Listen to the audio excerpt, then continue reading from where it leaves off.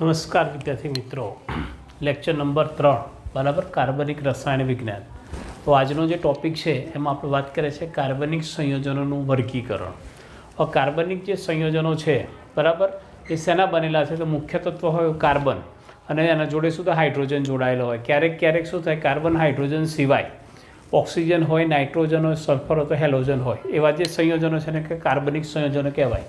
હવે આ જે કાર્બનિક સંયોજનો છે એનું વર્ગીકરણ કરવામાં આવે તો મુખ્યત્વે બે પ્રકારમાં કરવામાં આવે બરાબર. તો સૌથી પહેલાં પહેલો પ્રકાર છે ને કે અચક્રીય અથવા તો સરળ શૃંખલાવાળા સંયોજનો. એટલે કે આ જે સંયોજનો હોય શું એક શૃંખલા હોય, લાંબી શૃંખલા હોય બરાબર, અથવા તો અચક્રીય હોય. અચક્રીયનો મતલબ શું થાય? પહેલો કાર્બન અને છેલ્લો કાર્બન એક સાથે જોઈન્ટ ના હોય એવા જે સંયોજનો છે ને કહેવાય અચક્રીય સંયોજનો બરાબર. હવે એમાં કયા કયા આવે? તો ખાસ કરીને પ્રોપેન આવે, હાઇડ્રોકાર્બન ચેન આવે બરાબર બરાબર, મિથેન, ઇથેન, પ્રોપેન, બ્યુટેન એ બધા આવે બરાબર. તો પ્રોપેન CH3 CH2 CH3 ત્રણ કાર્બન છે એટલે પ્રોપેન. પછી એસિટાલ્ડીહાઇડ CH3 CHO બરાબર, આલ્ડીહાઇડ છે. પછી એસિટિક એસિડ CH3 COOH. આવા જે સંયોજનો છે અચક્રીય અથવા સરળ શૃંખલાવાળા સંયોજનો કહેવાય આવે. ત્યાર પછી આના પણ કેટલાક પાર્ટ્સ આવે છે, આગળના ચેપ્ટરમાં આવશે એટલે અત્યારે આપણે એની ચર્ચા કરતા નથી. હવે આજે છે કાર્બનિક સંયોજનમાં જે બીજો પ્રકાર છે એને કહેવાય છે ચક્રીય અથવા તો બંધ શૃંખલાવાળા અથવા તો વલયવાળા સંયોજનો. ચક્રીયનો મતલબ શું થયો? બંધ શૃંખલા એટલે શું થાય? પહેલો કાર્બન અને છેલ્લો કાર્બન બંને એક સાથે શું થાય? જોડાયેલા હોય એટલે કે વલયવાળા સંયોજનો બને. હવે આ ચક્રીય સંયોજનો છે એના પણ બે ભાગ પાડવામાં આવે. એમાં ચક્રીય સંયોજન છે એમાંથી એક છે અચક્રીય સંયોજનો બરાબર. તો આ જે ચક્રીય સંયોજનો છે એમાં પણ આ જે છે એને કે એ સાયક્લિક સંયોજનો કહેવામાં, અચક્રીય સંયોજનો. હવે એ જે છે એની અંદર શું હોય? તો આ જે સંયોજનો હશે એની અંદર શું હોય? એકાંતરે ડબલ બોન્ડ હોતો નથી. એકાંતરે ડબલ બોન્ડ હોતો નથી એટલે કે એક સિંગલ બંધ હોય પછી ડબલ બંધ પછી સિંગલ ડબલ એ પ્રમાણે એકાંતરે ડબલ બંધ ન હોય એવા જે સંયોજનો છે એ સાયક્લિક સંયોજનો અથવા અચક્રીય સંયોજનો કહેવામાં આવે. હવે આ જે અચક્રીય સંયોજનો છે એના પણ બે ભાગમાં વિભાજિત કરવામાં આવે. એક છે ચક્રીય અથવા તો કાર્બોચક્રીય સંયોજનો બરાબર, સક્રિય અથવા તો કાર્બોચક્રીય સંયોજનો. હવે સક્રિય એને કહેવાય હોમોસાયક્લિક. હોમોસાયક્લિકનો મતલબ શું? તો એકને એક સમાન પ્રકારના પરમાણુથી બનેલો હોય. એટલે કે આ જે કાર્બોચક્રીય સંયોજનો છે ફક્ત છે ને અંદર કાર્બનની રિંગ હોય. શેની હોય? કાર્બનની રિંગ હોય. એટલે કે બધા જ પરમાણુ શું કાર્બન હોય. કાર્બન સિવાયના બીજા કોઈ પરમાણુ હોતા નથી બરાબર. કાર્બન અને હાઇડ્રોજન હોય એ સિવાય કોઈ ના હોય. એટલે કે ઓક્સિજન, નાઇટ્રોજન, સલ્ફર કે હેલોજન હોતા નથી. એવા જે ચક્રીય સંયોજન છે ને કે કાર્બોચક્રીય સંયોજનો કહેવામાં આવે. ખાસ કરીને આ જે સંયોજન છે એમાં જો આ જે ત્રણ છે શું છે? તો આ એક કાર્બન, બે કાર્બન, ત્રણ કાર્બન બરાબર. અહીં હાઇડ્રોજન મૂકો તો આ કાર્બને બે બંધ બનાવે એટલે બે હાઇડ્રોજન હશે. આ રીતે અહીં બે હાઇડ્રોજન હશે, અહીં હાઇડ્રોજન હશે. એટલે કે કાર્બન અને હાઇડ્રોજન સિવાય કશું નથી બરાબર. એટલા માટે આવા જે સંયોજનો છે ને કે કાર્બોચક્રીય સંયોજન કહેવાય. સાયક્લોપ્રોપેન, ત્રણ કાર્બન છે એટલે કે પ્રોપેન, અને ચક્રીય માટે શું આવે? સાયક્લો આવે. એ પ્રમાણે આ 6 કાર્બન છે, 1 2 3 4 5 અને 6 એને કહેવાય સાયક્લોહેક્ઝેન. ત્યાર પછી એક આ જે છે એમાં જુઓ આ જે 6 કાર્બનની રિંગ છે એમાં બે કાર્બન વચ્ચે શું ડબલ બંધ છે. ડબલ બંધ આવે તો પાછળ શું આવે? ઇન આવે એટલે કે સાયક્લોહેક્ઝીન. એનની પાછળ શું ઇન થઈ જાય કારણ કે ડબલ બંધ છે એટલા માટે. નામકરણમાં આપણે આગળ આવશે બરાબર. ત્યાર પછી આવે છે વિષમ ચક્રીય. વિષમ ચક્રીય નોન એરોમેટિક છે એટલે કે એરોમેટિક સંયોજનો હોતા નથી. એટલે કે આની અંદર શું વિષમ ચક્રીયનો મતલબ શું થયો? કાર્બન તો હશે જ પણ વધારાનો એક પરમાણુ હશે. વિષમમાં કયો આવે? ઓક્સિજન આવે, નાઇટ્રોજન આવે, સલ્ફર અથવા તો હેલોજન હોય બરાબર. જુઓ તો આ જે છે પાયરોલ એમાં 4 કાર્બન છે ને પાંચમો કયો છે? નાઇટ્રોજન છે. એટલે કે આ વિષમ પરમાણુ છે બરાબર. તો આને કહેવાય વિષમ ચક્રીય. એ જ પ્રમાણે આ જે ટેટ્રાહાઇડ્રોફ્યુરાન એમાં 4 કાર્બન છે ને પાંચમો કયો છે? ઓક્સિજન છે બરાબર. એટલે કહેવાય ટેટ્રાહાઇડ્રોફ્યુરાન. આ જે છે વિષમ ચક્રીય છે, નોન એરોમેટિક છે કારણ કે શું થાય? એકાંતરે ડબલ બંધ છે નહીં. ત્યાર પછી આપણે વાત કરીએ છીએ આ જે ચક્રીય હતા એમાં અચક્રીય સંયોજનો જોયા. ત્યાર પછી આ જોઈએ છે આપણે એરોમેટિક સંયોજનો. તો આ જે એરોમેટિક સંયોજનો છે એના મુખ્યત્વે ત્રણ ભાગમાં વહેંચાયેલા છે. એક છે બેન્ઝેનોઇડ. બેન્ઝેનોઇડમાં શું હોય? એરોમેટિક સંયોજનમાં શું હોય? તો એકાંતરે શું હોય? ડબલ બંધ હોય. ખાસ કરીને ધ્યાનમાં રાખજો, એકાંતરે શું હોય? ડબલ બંધ જોવા મળે છે. હવે એરોમેટિક છે એને પણ 3 પાર્ટ્સમાં વહેંચવામાં આવે છે. બેન્ઝેનોઇડ. બેન્ઝેનોઇડમાં મુખ્યત્વે શું? બેન્ઝીનિંગ આવે બરાબર. બેન્ઝીન રિંગ કોને કહેવાય? તો 6 કાર્બનની રિંગ છે, બરાબર. એમાં એકાંતરે શું ડબલ બોન્ડ હોય, double bond, single bond, double bond, single bond, double bond, single bond, double bond. આ જે છે આવી બેન્ઝીન રિંગવાળા સંયોજનો, ખાસ કરીને બેન્ઝીન આવે, પછી બેન્ઝીન ઉપર OH આવે એને કહેવાય ફિનોલ, પછી બેન્ઝીન ઉપર NH2 આવે તો શું આવે? એને કહેવાય એનિલિન. પછી બેન્ઝીન રિંગ છે એની જાડે બીજી એક રિંગ જોડાયેલી છે એને કહેવાય નેપ્થેલિન, બરાબર છે. આ એકાંતરે ડબલ બોન્ડવાળા છે. ત્યાર પછી બીજા નંબરનું છે એરોમેટિકમાં નોન બેન્ઝિનોઇડ, એટલે કે બેન્ઝીન રિંગ સિવાયના સંયોજનો હોય પણ આમાં પણ શું એકાંતરે ડબલ બોન્ડ હોય, બરાબર. ખાસ કરીને ટ્રોપોનની વાત કરીએ તો અહીં કાર્બન કેટલા છે? 1 2 3, બરાબર, 4 5 6 અને 7 કાર્બન છે, બરાબર. પણ એકાંતરે છે બધા આ પ્રમાણે, બરાબર. તો આને કહેવાય નોન બેન્ઝિનોઇડ્સ, એટલે કે બેન્ઝીન રિંગ સિવાયના સંયોજનો હોય. અને બીજા છે વિષમચક્રીય એરોમેટિક. વિષમચક્રીય એરોમેટિકમાં શું થાય? એકાંતરે ડબલ બોન્ડ હશે પણ અહીં બધા કાર્બન હતા, જુઓ બેન્ઝિનોઇડમાં, પણ અહીં શું હશે? વિષમ પરમાણુ ગમે તે એક હશે, એટલે કે ઓક્સિજન, નાઇટ્રોજન, સલ્ફર, ક્લોરિનમાંથી ગમે તે એક હોય. તો જો આ જે છે પિરિડિન છે, આ 6 રિંગ છે, એમાંથી 6 કાર્બનમાંથી એક જગ્યાએ શું આ નાઇટ્રોજન છે, આ વિષમ પરમાણુ કહેવાય. પછી ફ્યુરાન છે, આની અંદર પણ શું આ ડબલ બોન્ડ એકાંતરે છે પણ આ જે છે ઓક્સિજન છે આ રીતે, બરાબર. તો આ પ્રમાણે શું થાય? કાર્બનિક સંયોજનોનું આ રીતે વર્ગીકરણ કરી શકાય. આ બહુ અગત્યનું નથી, બરાબર. આ અત્યારે હવે આપણે જો ઓર્ગેનિકમાં ભણશે આ બધું વર્ગીકરણ આવવાનું જ છે, પણ આ સામાન્ય રીતે આપણે સમજણ ખાતર આપણે ક્લાસિફિકેશન આ રીતે જોઈ લીધું, ત્યાર પછી આગળ ભણવાનું આવે છે. મિત્રો, હવે આપણે વાત કરીએ છીએ ક્રિયાશીલ સમૂહ. કોઈ પણ કાર્બનિક સંયોજનો જે છે એમાં વિશિષ્ટ રીતે જોડાયેલા પરમાણુ, કોઈ એવો પરમાણુ જોડાયેલો હોય અથવા તો પરમાણુનો સમૂહ હોય કે જે શું થાય? કાર્બનિક સંયોજનોના લાક્ષણિક રાસાયણિક ગુણધર્મો માટે શું જવાબદાર હોય. એટલે કે કેટલાક કાર્બનિક સંયોજનો છે એની અંદર કેટલોક પરમાણુ હોય અથવા પરમાણુનો સમૂહ હોય, જેના કારણે શું થાય? આખા કાર્બનિક સંયોજનોનો રાસાયણિક ગુણધર્મ એ ગ્રુપના કારણે જોવા મળે. એવો જે પરમાણુનો જે સમૂહ છે એને કહેવામાં છે ક્રિયાશીલ સમૂહ તરીકે ઓળખવામાં આવે, બરાબર છે. દાખલા તરીકે આપણે વાત કરીએ છીએ CH3 CH2OH, એક આ છે, બરાબર. હવે આ જે છે શું કહેવાય? આલ્કોહોલ. મોટાભાગે લોકો શું કરે? ગમ ભૂલાવવા માટે પીતા હોય છે, બરાબર, એટલે કે આ દારૂ. હવે આ જે છે એમાં આ OH જે છે શું ક્રિયાશીલ સમૂહ છે, એના કારણે આખું જે સંયોજન છે એનો રાસાયણિક ગુણધર્મ કોના સાથે? OHના કારણે છે. તો OH જે છે એને કહેવાય હાઇડ્રોક્સિલ સમૂહ કહેવામાં આવે, OH સમૂહ કહેવામાં આવે, બરાબર. એ જ પ્રમાણે આ જે છે પાણીમાં દ્રાવ્ય છે, બરાબર, અને શું બિન ટોક્સિક છે, કે ઝેરી હોતો નથી. પણ આ જે છે સ્ટ્રક્ચર એની જગ્યાએ આ રીતે આવી જાય, આ રીતે આવે. બંનેના બંધારણીય સૂત્રો સરખા છે, કાર્બન, હાઇડ્રોજન, ઓક્સિજન સરખા છે, પણ આ OH ગ્રુપ છે અને આ જે છે આમાં આ ઓક્સિજન છે, ક્રિયાશીલ સમૂહ છે, બરાબર. આ જે સંયોજન છે એ શું થાય? આ ટોક્સિક છે, ટોક્સિક એટલે ઝેરી છે. આ પી જાય તો શું થાય? માણસ મરી જાય. આ પીવો તો શું થાય? મસ્ત થઈ જાય, બરાબર. આ જે છે પાણીમાં શું છે? અદ્રાવ્ય છે. તો આ જે છે એમાં ક્રિયાશીલ સમૂહ બદલાય, તેના ગુણધર્મો પણ શું થાય? બદલાઈ જાય, બરાબર. તો આ જે છે એવા કયા છે? તો હાઇડ્રોક્સિલ સમૂહ OH છે, પછી આલ્ડીહાઇડ છે એને કહેવામાં છે CHO, પછી એમાઇન ગ્રુપ જે છે એમાં આવે NH2 સમૂહ હોય આ રીતે, બરાબર. અને બીજું છે કાર્બોક્સિલિક સમૂહ, એટલે કે આ COOH. આ જે સમૂહો છે, બરાબર, એ શું કરે છે? વિશિષ્ટ ગુણધર્મ માટે શું જવાબદાર હોય. તો આને કહેવામાં છે ક્રિયાશીલ સમૂહ. આગળ આપણે ઘણા બધા ક્રિયાશીલ સમૂહો જોવાના છે, પણ ક્રિયાશીલ સમૂહ કોને કહેવાય? તો એવો પરમાણુ અથવા પરમાણુનો સમૂહ હોય કાર્બનિક સંયોજન જે શું થાય? ગુણધર્મ માટે જવાબદાર હોય, એવો જે સમૂહ છે એને કહેવામાં છે ક્રિયાશીલ સમૂહ. ત્યાર પછી આપણે વાત કરીશું સમાનધર્મી શ્રેણી. તો કાર્બનિક સંયોજનો છે એમાં એક એવો વર્ગ કે શ્રેણી જે છે વિશિષ્ટ ક્રિયાશીલ સમૂહ હોય, એટલે કે કોઈ પણ કાર્બનિકમાં વિશિષ્ટ ક્રિયાશીલ સમૂહ હોય જે શું હોય? સમાનધર્મી શ્રેણી બનાવે.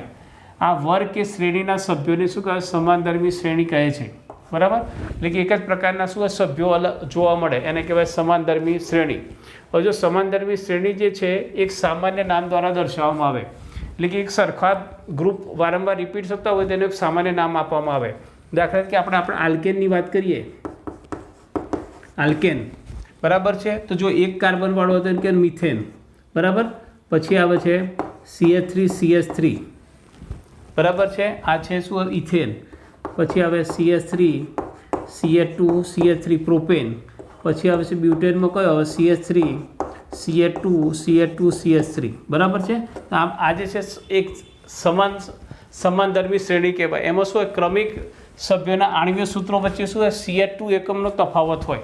હવે જો આ બેની વાત કરીએ તો આ નાના વચ્ચે જો શું થાય? આ CH2 છે, પછી આમાં બે Ca2 થઈ ગયા, એટલે કે બે ક્રમાંક સમાનધર્મી શ્રેણી વચ્ચે કેટલા યુનિટનો તફાવત હોય તો Ca2 જેટલો હોય આ રીતે, બરાબર છે.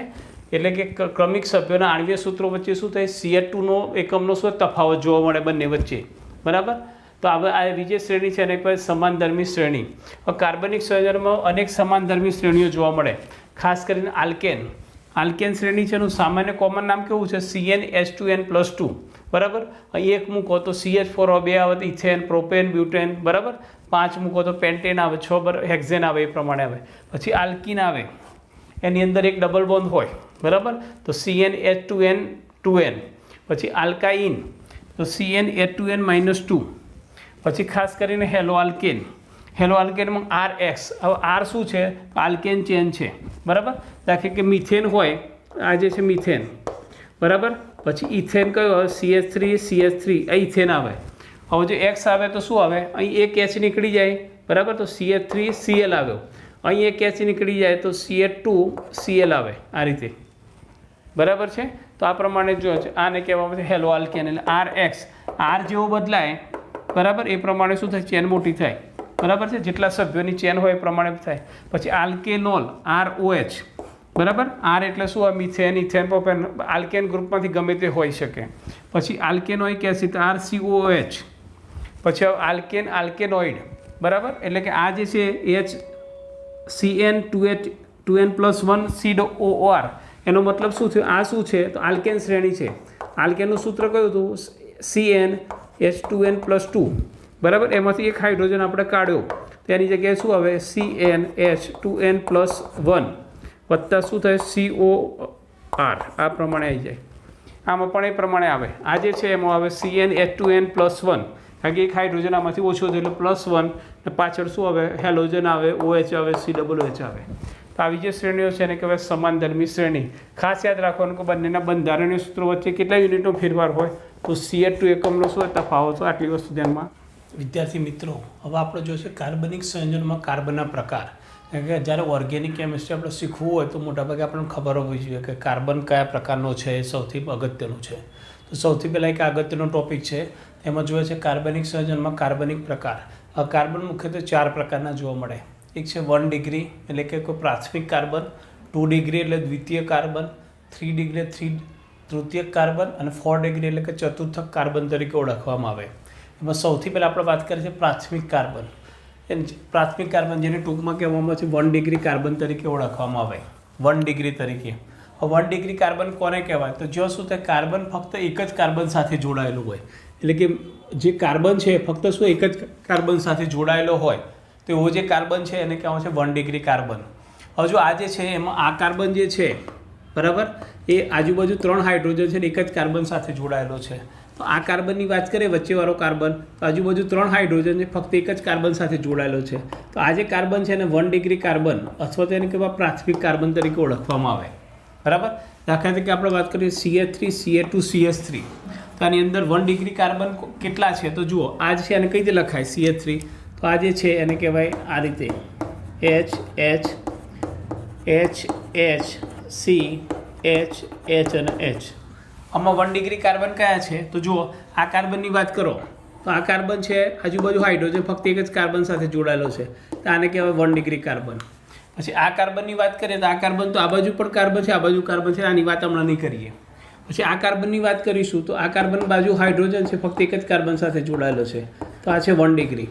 તો આ જે સંયોજન તો પ્રોપેન, એમાં 1 ડિગ્રી કાર્બન કેટલા છે તો 1 છે અને 2 છે, તો 1 ડિગ્રીવાળા કાર્બન કેટલા છે, 2 છે. ત્યાર પછી વાત કરીએ છીએ દ્વિતીયક કાર્બન.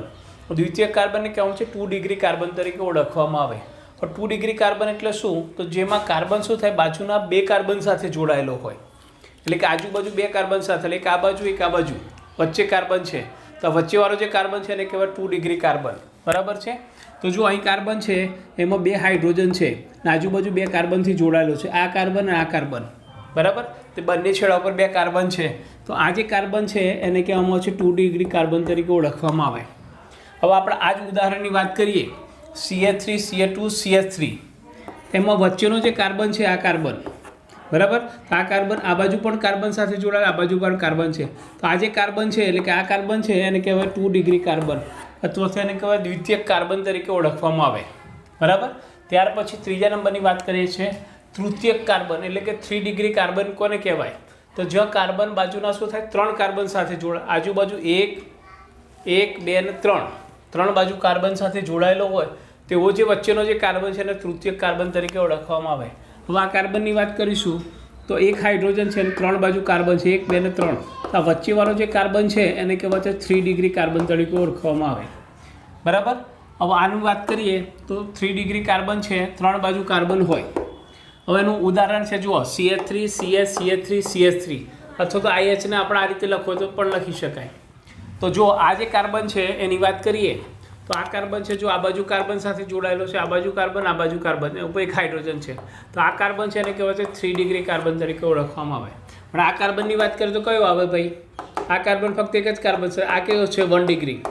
આ પ્રમાણે આ પણ શું છે 1 ડિગ્રી છે, આ પણ શું છે 1 ડિગ્રી, પણ વચ્ચેવાળો છે 3 ડિગ્રી, કારણ કે આજુબાજુ કેટલા છે 3 કાર્બન છે. ત્યાર પછી ચોથા નંબરનો જે કાર્બન છે એને કહેવાય ચતુર્થક કાર્બન, 4 ડિગ્રી કાર્બન તરીકે. હવે એની એમાં શું થાય, તો આ કાર્બન છે મધ્યમાં કાર્બન, એ આજુબાજુ 4 એ બાજુ 4 કાર્બનથી જોડાયેલો હોય, 1 2 3 ને 4, એટલે કે આ જે કાર્બન છે એને 4 ડિગ્રી અથવા તો એને કહેવાય ચતુર્થક કાર્બન તરીકે ઓળખવામાં આવે.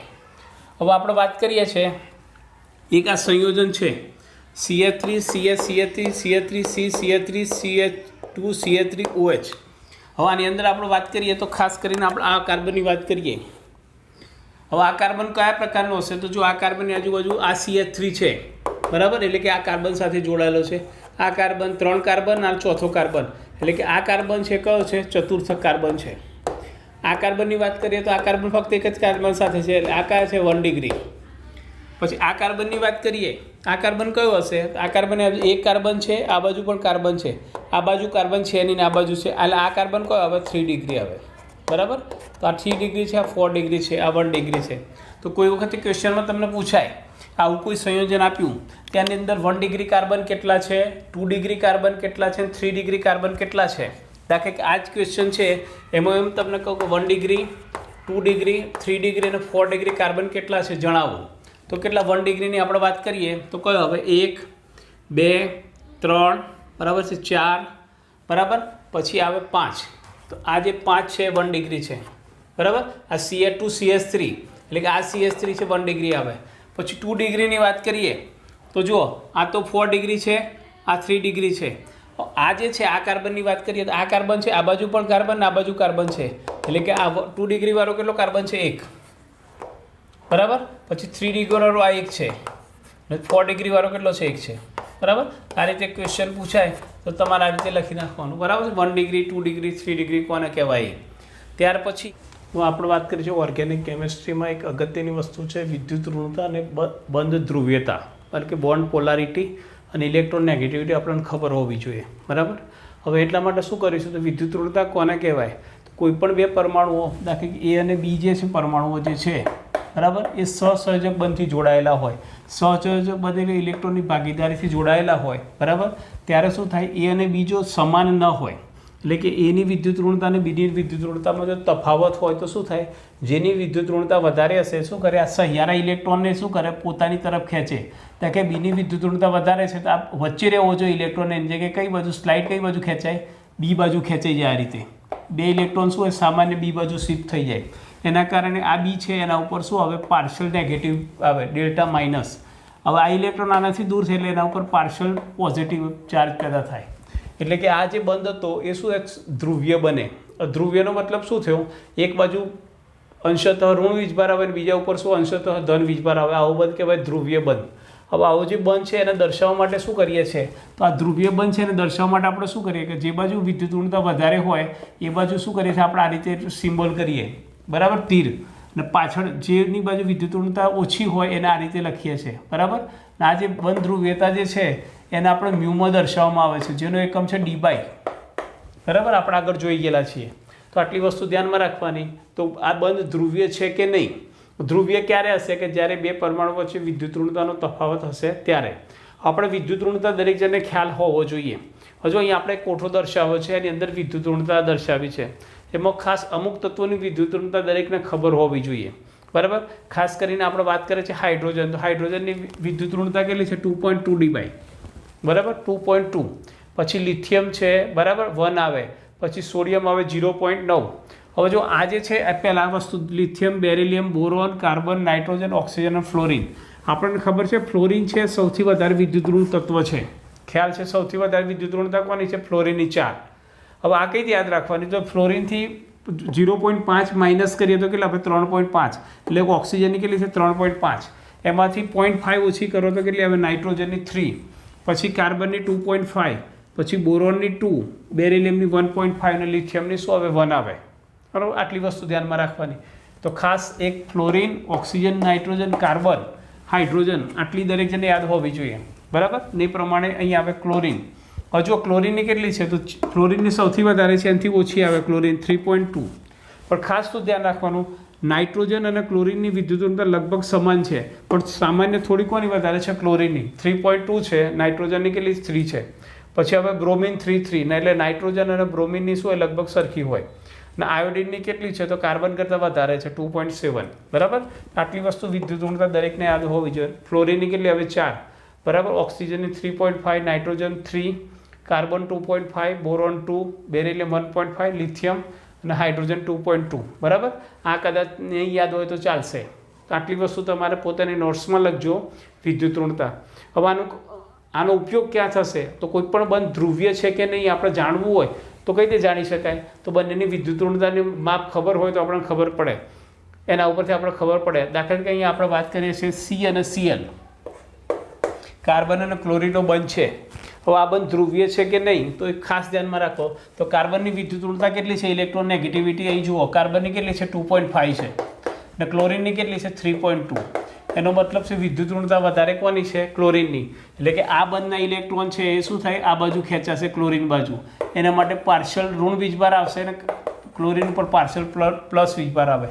હવે આ બંધ ધ્રુવીય છે એને દર્શાવો તો કઈ રીતે દર્શાવવાનું? આ રીતે દર્શાવવાનો.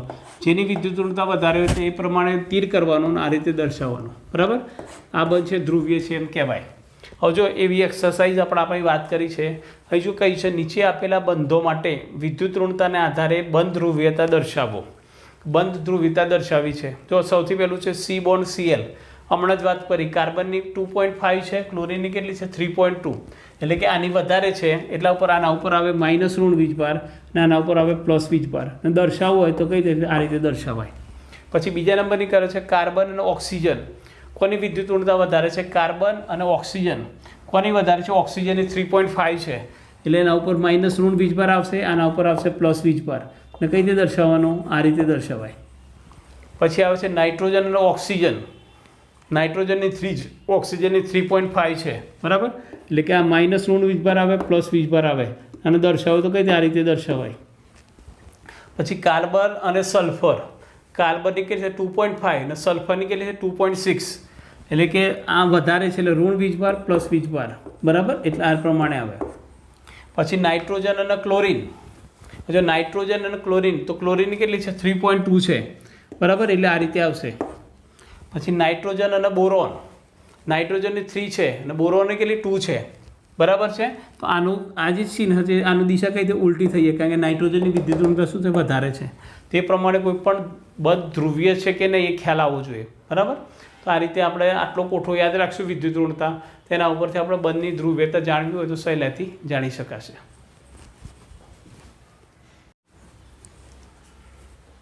મિત્રો આપણે વાત કરીએ છીએ કાર્બનિક સંયોજનોનું નામકરણ. હવે કાર્બનિક સંયોજનોનું નામકરણ કરવાની શા માટે જરૂર પડી? તો કાર્બનિક સંયોજનોમાં એટલા બધા વિશાળ સંયોજનો છે, લાખો કરોડો સંયોજનો કાર્બનિક સંયોજનોમાં જોવા મળે. એટલા માટે એમનું સુવ્યવસ્થિત નામ, એના બંધારણ પ્રમાણે આપણે નામ લખવું હોય તો કઈ રીતે લખી શકાય. બરાબર, એટલા માટે એક ચોક્કસ પદ્ધતિની જરૂર પડી. અને જે પદ્ધતિ હતી, બરાબર, એ પદ્ધતિ જે વિકસાવવામાં આવે જેને IUPAC તરીકે ઓળખવામાં આવે. હવે આજે છે કેમિકલ સંસ્થાઓ માટે ઇન્ટરનેશનલ કક્ષા કરતી સ્તરે કામ કરતી એક સંસ્થા છે. બરાબર, IUPAC, જે શું કરે છે? આના નિયમો બનાવે, એ પ્રમાણે શું થાય? એના બંધારણ પ્રમાણે નામકરણ કરવામાં આવે. હવે IUPACનું પૂરેપૂરું નામ શું છે? તો ખબર છે, international union of pure and applied chemistry. બરાબર, આ જે સંસ્થા જે છે એ શું કરે? બંધારણ સાથે સંબંધિત એનું નામકરણ આપે. એટલે કે દુનિયાનો કોઈ પણ માણસ હોય, કોઈ પણ સંયોજનનું નામકરણ આપે તો દરેક જગ્યાએ શું વેલિડ હોય. એનું બંધારણ જેનું નામ કરે એ જ નામ અમેરિકાનો માણસ કરે કે યુકેનો કરે કે અમેરિકાનો કરે, કોઈ પણ કરે, સમાન બંધારણ જોવા મળે, સમાન નામ જોવા મળે, બરાબર. એટલા માટે IUPAC નામકરણથી શું થાય, દરેક કાર્બનિક પદાર્થનું નામકરણ કરવામાં આવ્યું છે. હવે IUPAC પદ્ધતિ તો હમણાં શોધાઈ, એ પહેલાં એક પદ્ધતિ હતી, એને કહેવાય છે સામાન્ય નામકરણ પદ્ધતિ. જે મોટાભાગે શું થાય, આ જે તે કાર્બનિક પદાર્થો થાય જે સ્ત્રોતોમાંથી મળતા હોય, બરાબર, અથવા એના ગુણધર્મોના આધારે એના નામકરણ કરવામાં આવતા હતા. દાખલા તરીકે આપણે ફોર્મિક એસિડની વાત કરીએ, બરાબર છે, HCOOH. તો આ જે ફોર્મિક એસિડ છે, લાલ કીડી આપણે કરડે ત્યારે શું થાય, આપણને એકદમ જે શું થાય, દુખાવો થાય, એકદમ બળતરા થાય. તેની અંદરથી કયો એસિડ હોય, તો ફોર્મિક એસિડ હોય, બરાબર.